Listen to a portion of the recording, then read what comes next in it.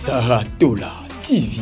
Oh, écoute, ça c'est ingratitude. Bon, autant à l'obak qu'il fallait un succès, fallait le cas il étoile. C'est plus grave. Ok. Là, c'est plus grave. Ok. Très bien. Est-ce que n'a pensé à ce que manika cause à pembeni babengi pe à quel voyage a fallu? Il fallait. Sarah Tola TV. Tchéchola passeport, tchéchola pinda pas joana ya visa. Allez, Fabrice a bandé les lieux sous Bozolo passeport. À celui on a visa monsieur parce que ceux qui ont voyagé na Fabrice c'est un visa fallu. Ceux qui ont voyagé na Wata et un visa ya fallu. Voilà.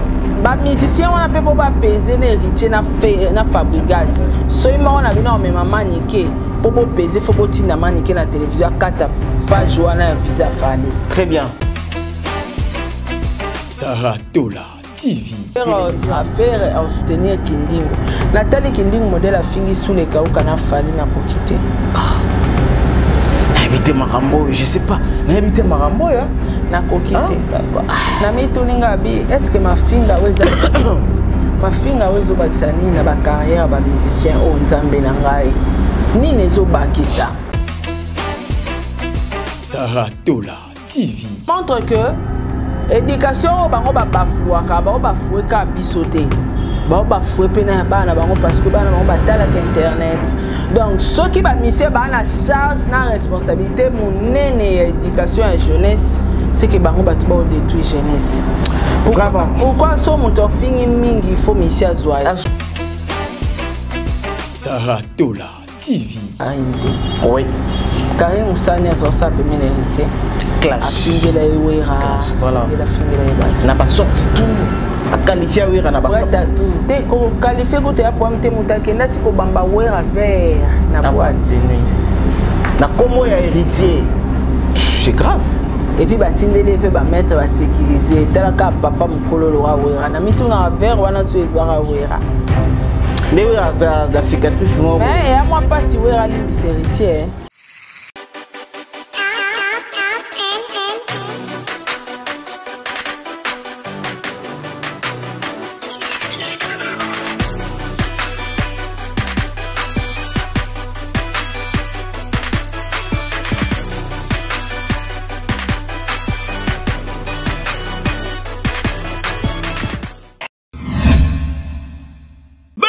Bana mokili mobimba yo moto lukaka place ya kopema pozwa repono kitoko tala place ya kopema yango yo chez Vicky Lodge appartement awa okoyaka kana bilamba na yo ndenge ka kozalaka nyonso okokutango awa bazali na ba appartement o ezali na 3 chambres salon cuisine douche ya kitoko pe bazali na ba appartement mususu ya 2 chambres salon cuisine service kuba awa soko koti chez Vicky Lodge appartement okokuta ba mbetu ya kitoko nyekese tala kaka ndenge ezali na ba design na ya defwa te e bongo côté ya ba salon VIP e biso e pesa la manger ba split ya mobimba c'est-à-dire que a penza ovandi lokola na pôle nord po malili ya kosakana te côté ya mai la pongi ya ba bébé po mai awa ekendaka te e bongo côté ya courant zala penza na pongi bazali na mobange na coupe électrogène oyo soki kaka courant ke ipa courant ye boum mbala moko groupe peli oza mobimba okosentir yango kutu te okanisa suki bongo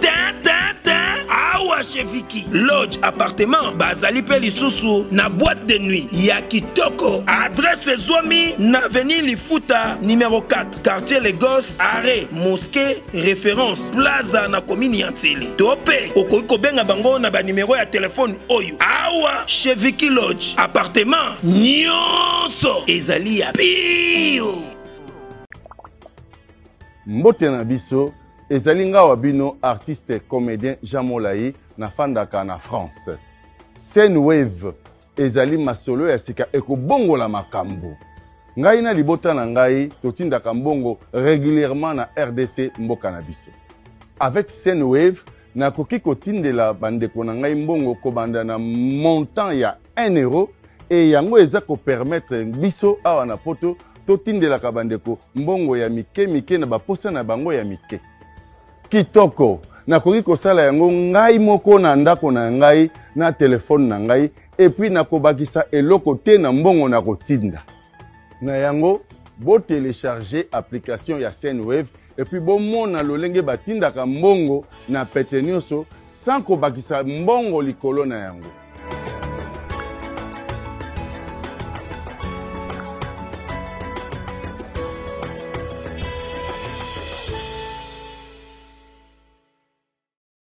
Confort et proximité du service. Véhicule neuf, tarif accessible pour tous. Majabou Cab, votre solution pour vos déplacements. Majabou Cab, à l'heure, à la journée, réservation aéroport. Majabou Cab, votre solution pour location des véhicules. Majabou Cab, 085 435 0000. Majabou Cab, location disponible via application Android et iOS. Majabou Cab, l'univers du confort. Saratola TV, la chaîne qui assure, Merci pour la confiance, Nabino. Aussi, ici, semaine ensemble, Nabino. Hein, Tobandaki depuis le lundi. Nous voici Nadobi à week-end. Nous profitons de l'occasion pour nous souhaiter un bon week-end. Nous tout bon en Arabie, na mokili mobimba, en Afrique, en Amérique, en Europe, partout. Bisika en Arabie, merci. La confiance pour renouveler les temps à autres. Alors, continuez de même s'abonner massivement sur votre chaîne Tout Info. Également sur Saratola TV parce que awa ezali adresse et actualité ndenge bolingara. Vous allez toujours informer à temps réel tout ça la yango. De même ici, yango on a confiance nabino. Ils ont toujours renouvelé dans le bien et pas inabiso. Bah tout ça la rabino musala. Saratola tozo beta masolo parce que on nous a appelé de partout. De partout quand je parle que non de partout, c'est-à-dire de partout. Par rapport à l'émission qu'on a fait l'autre fois, Balobi, pona nini tokoki kokumisa Kofi Olomide qui a l'équipe JB Piana. On nous a appelé voir même il y a des personnes au bas menacer dans la téléphone Saratola. La bossa nous ko ebisayo. Que pona nini bo se documentarate carrière à JB Mobimba depuis JB Bana musique Tilelo et l'équipe carrière ya Kofi Olomide. Alors si Junior Piana à lobby makambunaye pourquoi tu es s'agit dans makambuya Junior Piana toko beta masolo wana parce que on a vu aussi Manik de John oyo assez je sais pas non ben on est assez déchaîné à lobby ba vérité azali asa ingrate ya solo ou bien comment nous allons décortiquer ce genre de sujet lelo de beaucoup comprendre que oui azali bien to azali mabe encore une fois. Bonjour, merci. Vous êtes partout pour l'anabiso. Saratola, analyste d'anabiso à l'élo. Saratola, bonjour, bon week-end. Ouais, bonjour, Papa Dona. Bon week-end na Batunion, s'il te plaît. Et Bambo Tebele na Batunion Soulinganga, ma meilleure fan du monde. Après, si vous avez Sol Mbemba, Amélia Moueba, la privée de Orlando Domingos. Pourquoi pas na Jenny Bet Industriel, moi c'est à Pembe, Bambo Tena, Maman Gina Matou.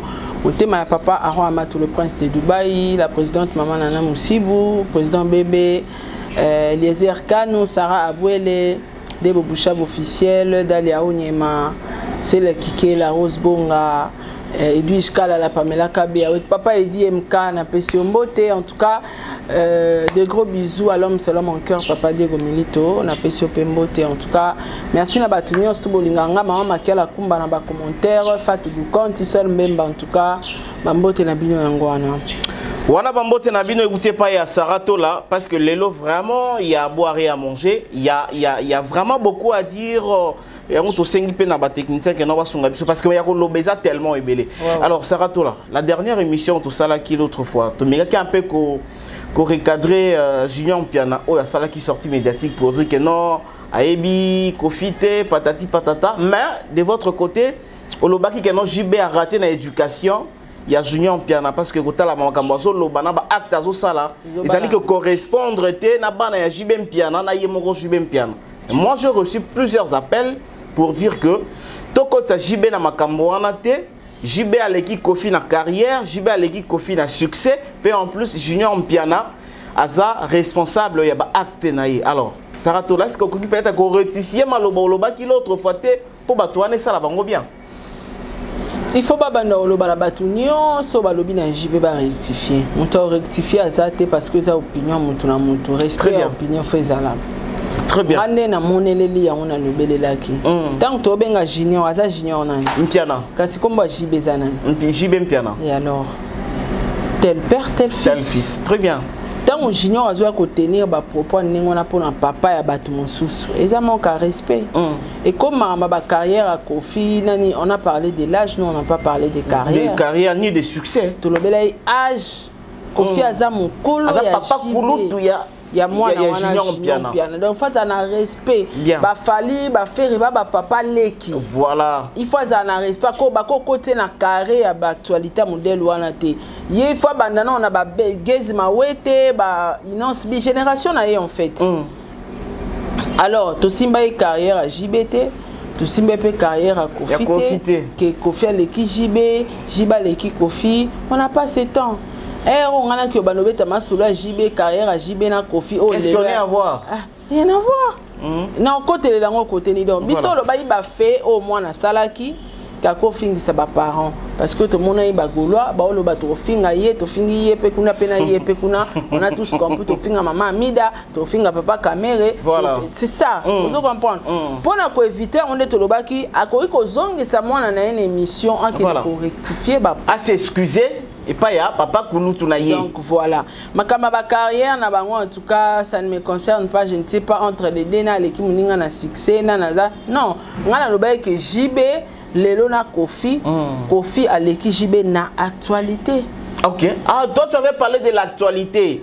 Donc na mungonga oyo on parle de Kofi Olomide que de JB. Mais JB pas de bon mais ça m'intéresse ça. Kofi aza seul artiste oyo azo forcé ko bunda zalaka na actualité. Bango nyosto balembi, wera lembi, jiba lembi. Ka Kofi mutazo bunda okota na kata ba génération nyonso. Ozo comprendre. Donc ma carrière na bango rien à voir, na éviter quand est-ce que jiba banda musique, quand est-ce que Kofi banda rien à voir, je sais rien. Voilà, merci beaucoup Sarah Touré. Zalaki juste pour revenir un peu na émission Zalara to salaki l'autre fois pour faciliter sous compréhension nabino, allez encore regarder l'émission, vous allez comprendre que on en a qui juste acte. Il y a Junior Mpiana, to kota qui na carrière Kofi na JBT. On avait dit que comme Kofi a plus âgé que JB Mpiana, donc Junior Mpiana kobenga Kofi Olomide papa Kulutu. Voilà. Et il peut pas dire que non Ayebi Kofi tandis qu'Ayebi Didi Stone. Et n'a Ayebi que non papa ya Didi Stone n'a pixé Didi Stone ba solo la ranaye. Mais comment goye ba profiter? Bon, biso tout ça là qui nekuna. Alors, ça fait polémique dans internet. Sortie médiatique, il y a Manic de John. Naebi ki Sarato là. Yo sa makila libata.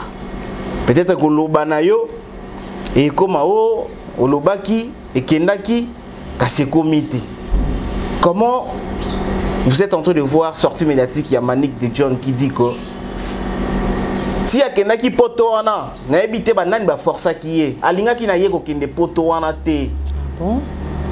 Pe en plus vise et pardon passeport oyo bon ba sengi pour ba kende ko tia visa wana. Mutasala asalela e passeport wana et ça la fabrigaz. Ne mutasala e passeport wana. Donc même si ba pesa ki est 3 ans wana te. Ba se rassurer que maestro Fabro alinga ki a me maman Nick de John na poto. Et elles s'en foutent, il y a poto, il y a Fali, parce que moi, on a yé, Prince Babia, héritier Azali Komemaye, na poto. Kasa zong sana eka passeport. Zong sana ni ça. Soit à pas sur la visa.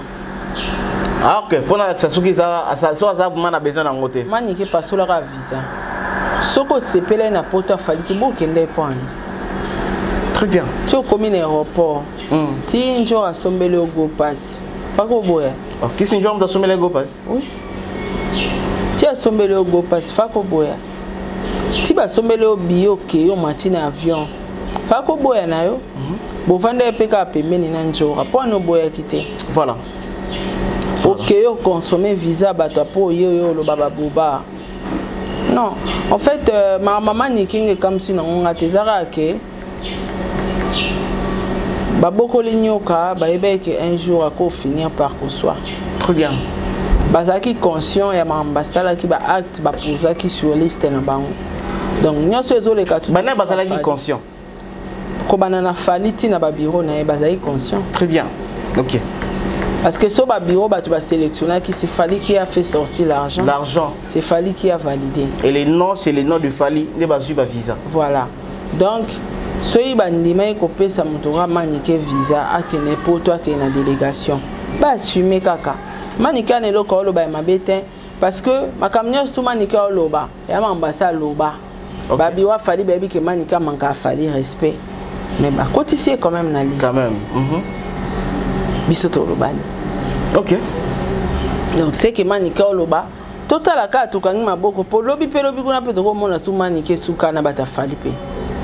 Tembete. Ah, est-ce que à cause on a sous na bureau ya Fali sous manik de jona ma munyo so bi ma on a ingratitude o ba warrior munyo so ba siliki na ingratitude o ya cause on a sous pemeni. Oh kuta sala ingratitude bon autant à loba qu'elle qui Fali na succès, fallait le cas ba étoile. C'est plus grave.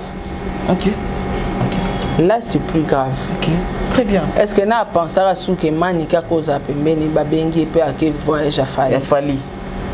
Donc, tout cas, moi, le local pour lobby que visa, passeport, bazoa que pas Fabregas, héritier nga meme poto, pour n'anga bara manique, au lolo babongo, sala live, kataka page à visa. En tout cas, vraiment. Poto a fallu. Vous avez nous na posa ya poto a fallu te au niveau de nos poto ailleurs. Tchéchola, héritier. Asani. Tchéchola. Deni. Pasola. Namnoni. Kimongo. Mama nangai. Tchéchola. OK. Tchéchola passeport. Tchéchola pinda pas Joana ya visa. Allez, Fabregas a bandé lui aussi kozolo passeport. A celui on a visa mususu parce que so eza ko voyager na Fabregas ya ka visa Fali. So ko voyager na Wata ya ka visa ya Fali. Voilà.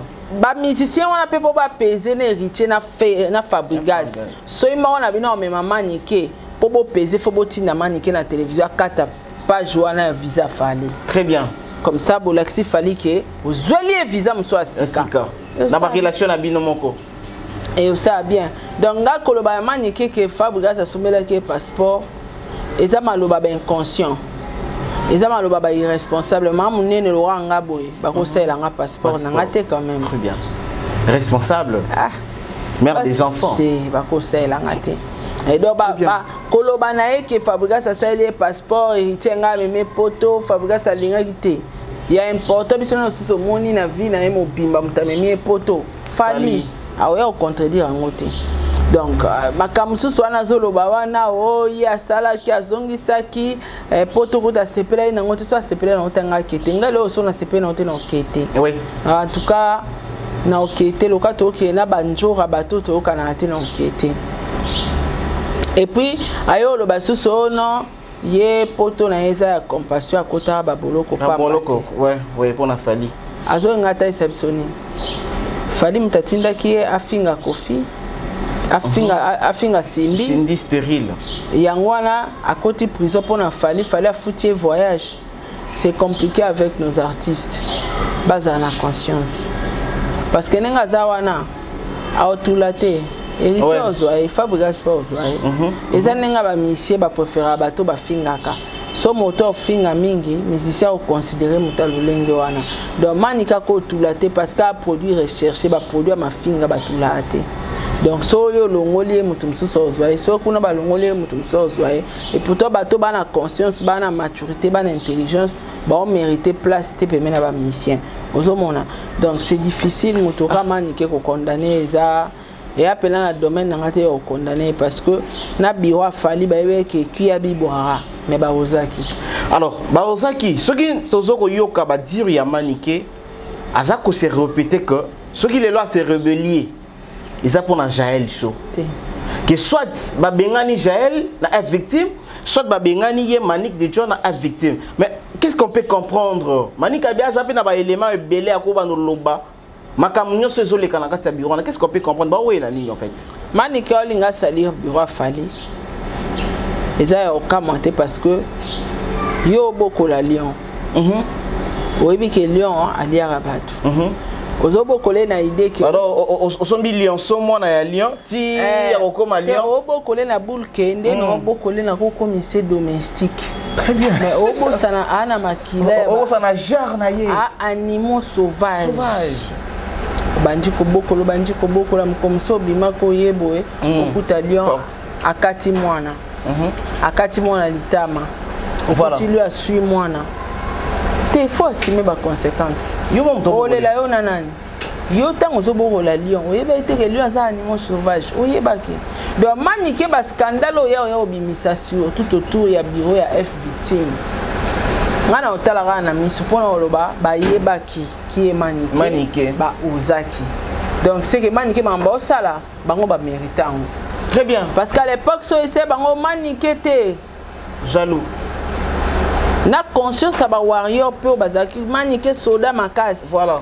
moni soda makasi soda makasi ti Abaluseli bango ki makasi na yale. soda makasi bayebaka te ke soda makasi wana ntango otalisela bavoisin monduki lobi soda makasi mpa kobeto makasi basoda makasi bango wana tomonaka bagarde corps nde baboma bachef na bango ti baluka moto ya mosika te ka garde corps rapproché donc soda makasi manike aosala makambo basoda makasi ataliseli bango moko mandoki donc eloko okamwa te lobi so omoni mpe ya manike asali balive ando ofinga bato tuna f victime ye normal parce que loi wana opesa soit balongola ye soit balongola ye bango nyonso tu bata mafinga ye azoba balongola ye ye aoloba balongola ye. Alors, et les bureaux... Voilà, et les bureaux, apparemment, ils ont en relation à toutes les deux personnes. C'est que c'est important. Alors, Sarato, c'est une question pertinente. C'est que quelque part, il y a une importance. Il y a une importance, parce que ce qui est important, bureau est important. Donc, au moins, un gambo est important, un gambo est important. Moi, le bureau a une décision, exact. Mon grâce à ça qui est important. Mon bureau a une décision. Tchou. Donc, bazana est important, on est tout mis balé, mais tout à la guerre, on est alors, concernant Makambo et comment Bima pour la Fali au peut-être est-ce que on peut aussi se dire que non, bah warrior il a fallu payer lobby appeler lobby comment on peut fatigué parce que bah comment on a que non trop c'est trop bah tout le monde comme boye kaka et puis comme bah fallait en ça sous na valeur tenenge zalaki liboso mais ba warrior on dit bazo accompagner batama finga ah bon donc baza poussé par les warriors OK ba warrior baza derrière bango ba on dit ba soutenir bango yo soda makasi so ba fin fali na 12h juste na 12h1 yo ye bango wana ndi batu ba soda makasi vous comprenez le monde de la musique etambola na mafinga ils ont tout autour lié na mafinga na ba insulte batu ba balukaka wana do so fingi soda makasi analyse normale il faut mutu mwa show mais qui ba fingi yo misali nga mutu aza prêt tout ako sacrifier vie na pour na carrière na wana ba vrai batu ba soda makasi mais batu ba yaka ka moi analyse moi nini te il était tout sacrifié pour naïe azamakambo. Donc c'est un peu compliqué mon dango ezana buzo batro ngana lobaka que toza surpris atape moto ba benga larme le bisora manqué fallait to lobelo te ba to lobaka ba yebaki mais ba ozaki a sui bango ba supporter pour ta. Alors mais ce qui est sûr faut comprendre que mutunyo soit profiter qui na visa. Et ça, la qualité moko oyo bureau et trouva qui est pas inaye que tu peux essayer visa pour na likambubo et tu peux essayer visa pour na likambubo si on comprend bien alors. Bon, soyez ça pena pour na ba qualité, ba tu msu ba mériter OK té. Très bien. En termes de qualité, il y a beaucoup de personnes qui vont mériter OK té. Moi je pense que ils a peut-être à terme de récompense, reconnaissance, quelque chose comme ça. Mais en termes de qualité, il n'y a pas la qualité. Hein. Net saute aux yeux dans ses eaux. Mais les net la qualité. Elle a fait que 6 mois. Et on l'a fallu. Mais net la qualité. Dans ses eaux. Mais il y a d'autres personnes qui ont fallu. Ça fait des années parce que l'on a fallu. Mais qui était. Saute aux yeux net les cases. Ça fait des années. Des années, oui. Maquette, on comprend. Okay. Donc je ne pense pas qu'ils aient la qualité. Monsieur, ils ont le choix, il y a un bureau. Ok. Mon homme a le choix, il y a mon talingi. Ok. Mon sous-sous, ils ont que non, bateau balobé la fallu pendant un temps. Toko ça on peut faire play, bah que fêter na biso. Mais dans le domaine de la qualité, penda bateau belé banga baké. C'est que na marambo na to c'est que to tout s'incliner derrière idée pardon tout s'incliner derrière parole ya Maniko Azolo que sera le bien loba ma balebele kukufa ma balebele ya ba bureau ya bureau ya fali pupa sera bien bimisa marambo ma bale kufa allo baka abia ba bom allo baka Zaire Ezika te allo ba ezalo kuta parce que ba bureau nga fali balinga basi na miso manike. OK Biwa nga fali so alinga coucher to na mutu ayo ebisa manike na ke coucher na mutu tota na ke na ino hotel tel ça mensonge parce que bon ça on est en cachette parce que mutu ana tom so za marié alinga te buzo bebi malibanda voilà déjà manike mutu ça ne ko pas secrété to lo bani ba biro bando yebise ke ngana la na ona donc ezaka façon yo salir bureau wana mais ça peut loko ka moité bango pe ba oka mwangote net ngana oka moité parce que qui abi boira ba yebaki mais ba oser ba ko supporter alors toko suka wapi na makambu yaba anti-valeur pemben ya ba artiste et musicien Sarato là pemben ya faire tout le monde a anti-valeur pemben ya fali tout le monde a anti-valeur pemben ya Kofi également tout le monde a anti-valeur pemben ya Wera tout le monde a anti-valeur mais tout ce que to suka wapi ba tongo pe bazaka aimer pas ya ba leader wana toko ke nango ti wapi musique c'est bon mais ya batabula izala bongo ta ya lelo ya bongo parce que la musique a kilelo soz même personne au monde que mutumo azake pe héritier a fini makasi alongwe pe héritier au monde a Kofi azui oui nyamakor ya zonge se pe héritier avoir a fini bato pa ya Kofi alongwe pa Kofi azonge pa héritier ole héritier lo bangana lo bakete yo fingaka voilà na lingite comment nous poli bongo ya héritier pas ozongi ça est pas ça il est souka même procédure est-ce que ba que tanga finga fali azaka pe héritier pas héritier héritier mtasale ba démarche pas ba bimisai mais en prison ma outi ko finga donc ozomona que ba ministère na biso ba na charge à responsabilité à destruction éducation jeunesse très bien et ça ils ont vraiment ndengona jeunesse na biso ezozalaka détruite par les artistes par les leaders ya ba orchestre sikonde basala wana pona détruire jeunesse. Dieu merci tokuteni pena mwana moko ya musicien Junior Mpiana très mal éduqué voilà. A répéter biloko basali sarabana ya baninga na TV très bien manqué Kofi moi déçu a manqué bango a manqué tata ya musicien on se comprend donc ba éducation bakanisa ba bebisaka ya bana batu te na ya bana na bango pezo la ndipe ya bana bango na banda oui preuve on est Junior Mpiana manqué Kofi donc éducation ça bafoué ka ya bana baninga te na ya bana na bango pe ozala bafoué parce que soko soit quelque soit ba erreur ya Denis Lessi Junior Mpiana ko le la télévision te a qualifié Denis Lessi d'un aventurier ba papa ya Denis Lessi c'est ton père ko qualifié d'un aventurier te asa papa na ye voilà c'est pas normal azo sa makambo ba misien ba sali sarabatu c'est la ba sali sa bana ya batu ezongeli pe bana bango a manqué pe bien nango susu a manqué musicien ya zape na a manqué sous camarade à papa donc baza au rond-point ka wana ozo comprendre donc ça montre que éducation bango ba bafouaka ba bafoué ka bisoté ba foué pena bana bango parce que bana bango batala internet donc ceux qui ba musicien ba na charge na responsabilité monene éducation et jeunesse c'est que bango batu ba détruire jeunesse vraiment pourquoi so moto fini mingi il faut musicien azoya récupérer comme approche ya musicien oui que yondo za na ngo sa ba mission oui que musicien mota ko l'autre mais mon voyage jamais que nous ça kaka boye on sali bien commission sali mabe condamné au moins que non appelle mon boyo bon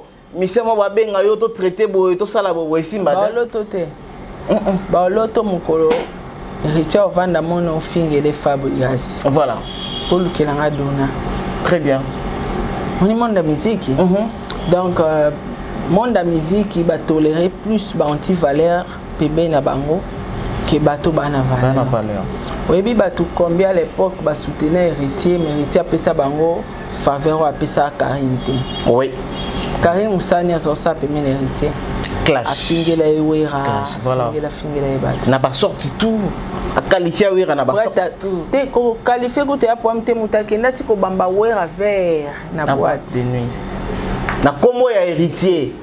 C'est grave.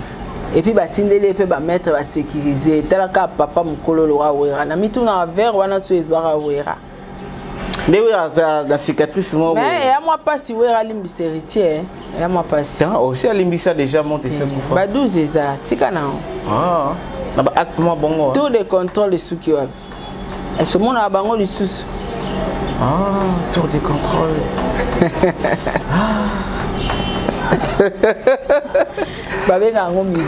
Musique, mesdames et messieurs, nous poursuivons notre émission. On vous avait dit qu'il y a tellement beaucoup à dire, il y a beaucoup à développer aujourd'hui parce que Nakape a fait rigoler la kuna ezali peke au pesimbo mbo boite mbo suyo, on ne comprend pas.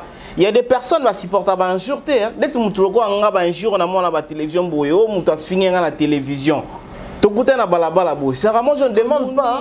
Moi je ne demande pas parce que tellement na go finga mutu na caméra te so finga je ne demande pas que ça dans l'état. Na beti yo après l'état zubiso to ke samba. Alors et pas y a faire rigoler là.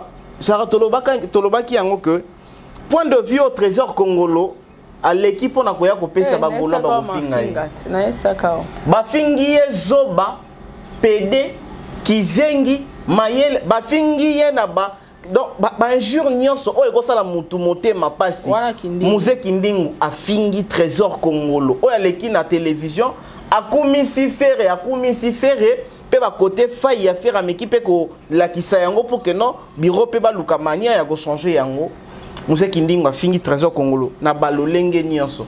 Alors trésor congolo de son côté il a dit Musée Kindingu azofinga ye aucun Gaulois, aucun bureau a bengi trésor congolo et à part bengi Kindingu pour na kopekisa. Batiki a ça la émission moko temi baletemi ça tout plusieurs émissions.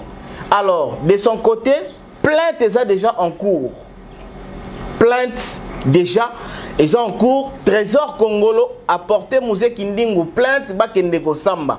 Mais ce que la question que je me pose, trésor congolo, Azamuta Ferre, Musée Kindingu, Azamuta Ferre, alors Sarah Tola, comment on a les injures et ça va se multiplier, même à l'occasion de rien comme ça, bah ça finga yo, pe bango kande bah ça bah fond chéri à bah musicien. Qu'est-ce qu'on peut dire? Bien. Lelo Musée Kindingu, akoma pembe na Ferre. À fond chéri à Ferre.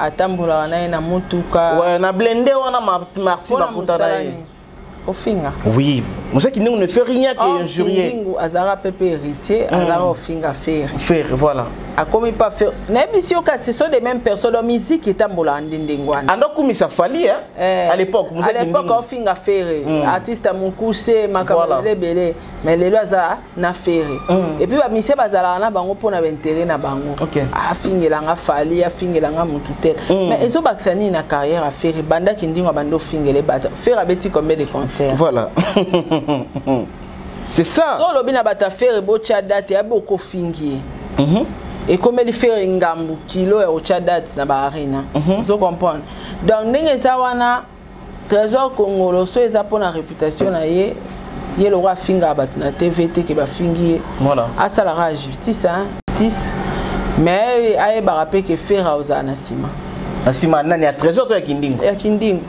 faire auta benteri na mais il y a trésor la réputation na yet voilà bon qualifié d'un PD faire à soutenir Kindingu Nathalie Kindingu modèle a fini sous les kauka na fali na kokité habité Marambo je sais pas na habité Marambo ya na kokité na mituninga bi est-ce que ma finga weza ma finga wezo bakisani na ba carrière ba musicien o nzambe na ngai ni nezo bakisa ozaka ko détruire jeunesse mais bien nango et détruire ka jeunesse a batute na bana bino batala internet bayebi ke papa tindaka bato finga papa wana mususu voilà tout sage yango Junior Pianazu courage il y a manqué Kofi respect voilà il y a manqué Dani donc ngala lo bana trésor congolo so eza pour la réputation na yeba somba angote va à la justice. Non mais et comment le trésor congolo a trahi et comment quoi a trahir Kindingu a soutenir Ferré. Trésor a coquille ko gâcher réputation na pour la Ferré. Soyons humains. Très bien. On te ka réputation na pour un mission. O asombele le pan ou t'asombele au village ta bon sa vie noté. Jamais. Et réputation ba somba te, il faut ça la justice. Ala de la justice ba samba na kindingu sauf faire aux na sima kindingu. Yo pe zaka na sima justice to kotala biso nyonso tout procès nenge bando kende. C'est très bien parce que Trésor Congolais a promis que hier à Banda Kozala Wana, ce qui est c'est confrontation, hier Kozala Wana au Kinde pas imagoté. Alors, Sarah Tola, Fashion Week, Tomoni Fali pour pas défiler. Il y a Fashion Week. T'es quoi dans la moni quoi dans Tomoni Fali pour pas. 2024 Fashion Week, Fali pour pas. Encore une fois, à représenter la musique congolaise, les Sikawana. Mais lorsque ça linga bien, na mon archive, ba zongi si les choses na archive, Papa Wemba na 2001. Papa Wemba na 2001, la Fashion Week wana mais na bien, c'est que Fali, azona ndaka lokolo, il y a ba grand, ba vieux beaucoup. Ba vieux beaucoup la sala, il était le seul à âge na l'époque wana. Lelo Fali, Azapeka le seul. Comment tu peux analyser cela? Bon, déjà, fallait un visionnaire. Azaba Jaro Abatolinga Yenda Bandalikambo. Très bien. Aza Mosukicité, Aza Malandango. Malandango, tu vois là. Donc, tellement on a une vision, et ma monnaie, tout fallait ça la exploit. Au moment où il y a Fashion Week, on a une invitation à Kofiti à Balmain. Na WhatsApp. Mon akiti. Ah, invitation à WhatsApp pour mais c'est pour le midi. Donc, on a habité na mon épée na fashion. Peut-être vieux contre tes amis, peut-être contre temps, que peut-être nous les moussous, on a habité contre temps peut-être. Donc, aux hommes que fallait avoir ambition, avoir vision, avoir projet, avoir amener au fois ça là, on oiseau ça là. Malgré ça, on a musique, on a besoin de Congo, à poto mais ça la moi est fort abîmant. À ça la particularité mais bazo tirer.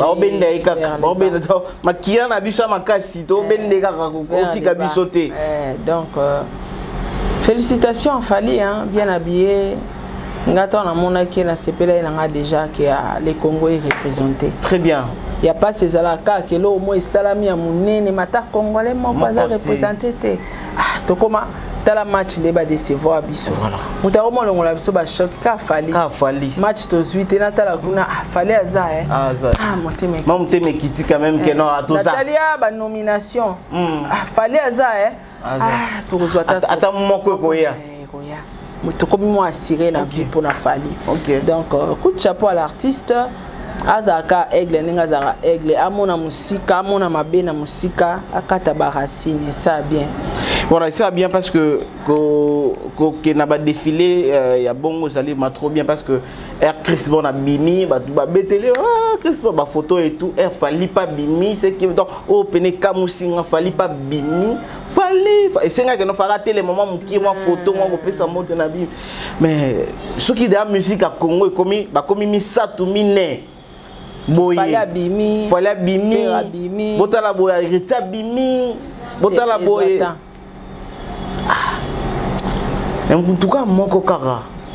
Ce qui est arrivé que nous avons invité, boya. Ok, tous les deux font que la place mon côté mon dos. La fali motema yaya. Congolais, tout comme on tient la nation fali motema. So o cheli côté politique motema déception.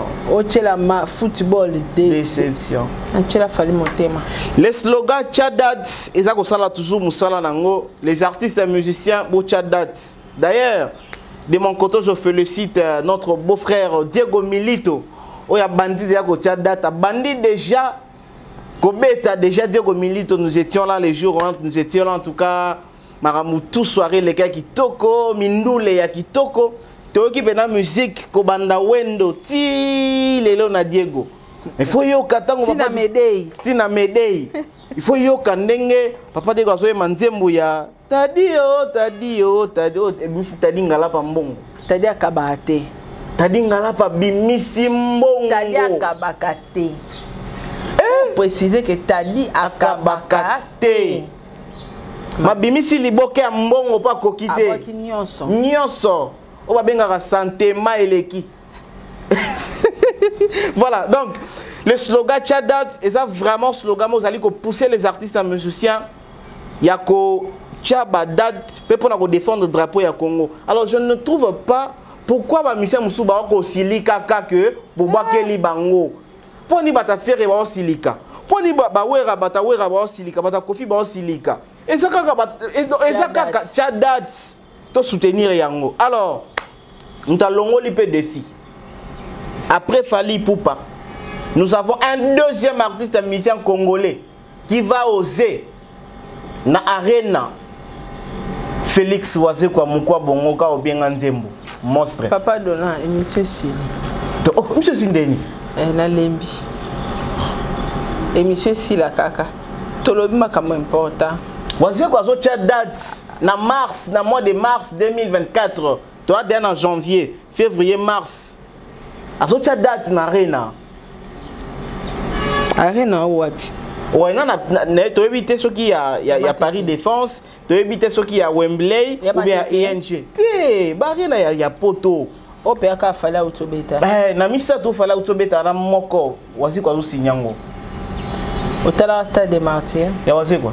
Nazala kakut, nazala nakati, j'étais là. Mona ondeni. Et ton darati. Te chap moto chakate. Mona biso. Et ça la rampiaka. Piaka. Est-ce que somme dans lobby na wasika ko sala mpia na marti wasika pas ko silikele et osilika makasi ko mekate ah osilika osilika et wasika linga vérité te osilika comment doit osilika na vérité mais il faut appuyer ba courage na très bien to soutenir yo merci quand même au Tchata date mais eza kosa le kate tolingi ba anilete oya tchara ba anila ra auto tchela biso pe kala mingi te bersia ezaki anile ba date ko tcha et un peu problème te ko betande tcha date betande ba bongisa phrase voilà tcha date betapé betapé ateo ba anile ateo billet kamite au tcha date betapé faire a tchela biso ba date belé a betate. Pesa bango ba copia poto leka. Faire a tcheli biso ba date belé mais atikali ko beta te. Mais il y a 2024 je crois que faire sera pesi ba date na 2024 o nyonso a ko respecter en je crois. Voilà, je crois. Donc Félix Oise quoi coup de chapeau, to soutenir mes betande. Te mais ce qu'on m'a bé mon konga na moni pas aussi que ça ni. Toi dans janvier. Yo zo annoncer concert na arena. Pour la mars ou bien avril. 2 ou 3 mois de préparation. Et ça qui Kinshasa te. Kosaleka papa base. 2 ou 3 mois de préparation. Kosaleka billetterie fungwa makan. Base papa. Kosaleka. Félix Oise quoi. Oh annulé. Tout ça. Déjà balobaki que moi en 2024 na France déjà. La plupart il y a des salles que vous allez occuper pour les Jeux olympiques. Merci. Donc ba date vraiment ba date à minene na ba salle à minene en 2024 oh na France et à moi ma tata pour Jeux olympiques déjà tala ko francophonie kanga na ba hall de la Gombe kanga nini kanga ba salle belé et bon Jeux olympiques c'est na plusieurs salles ko saleka te ba sous tolingi bongo te Tchadat betande betapé est-ce que arena publié te arena na antena publié date pena bimité kosaleka tolinga ngosuta te na musique tolinga sous bloc wana te. Voilà, Sarah Tola, nous sommes arrivés à la fin. Je pense que il fallait qu'il te préciser par rapport à week-end, actualité, les week-end, voilà, quelque chose à applaudir. Voilà, au moins on est gagné. Applaudir. Oui. Et là on est à quoi applaudir les arts. Après un jour nous sommes finir la télévision Fabrigaz n'a déplique. KCS semblant de bosala wana. Et ça solo te? Ba misia Congo balingana na bango te. Mon côté me soit tali ba intérêt na epa muninga ba sengi ba yokana. Eza ba intérêt. Et ça toi encourage ba acte il faut qu'on encourage quand même. Moi je n'encourage pas. Ba tout monde ba finga na makasi lobi boyo lepisa ba tuke bosanga. Avant ba finga na bazalaka ba pure master. Ba no changer même ba sous-vêtements ndenge depuis ka lobby. Musique. Parce que pour bazo changer ba sous-vêtements le depuis ka lobby. Pour ba finga na pour ni réflexion ya ki on ndeko na to changer ba sous-vêtements naza na modération. Ba bezaki bango te zaki ba to bande ko entourer bango. entourage na porter parole ka antivalé en retour lo ba aw mais aki bango mongote ba pexa était poani o banda o yebate pardon tokata na émission pardon. Merci à vous tous. Alors, week-end, je pense que les Kamalamu, les lots, tout ce qu'il y a, demain vous allez nous retrouver encore avec Sarah parce que l'actualité est Kobotama à chaque minute, à chaque seconde.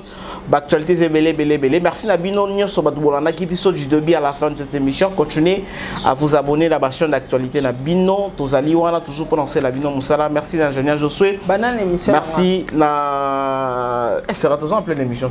Merci Nadav Kabeya. Sarah Tola des annonceurs émission. Au revoir à la prochaine. Au revoir.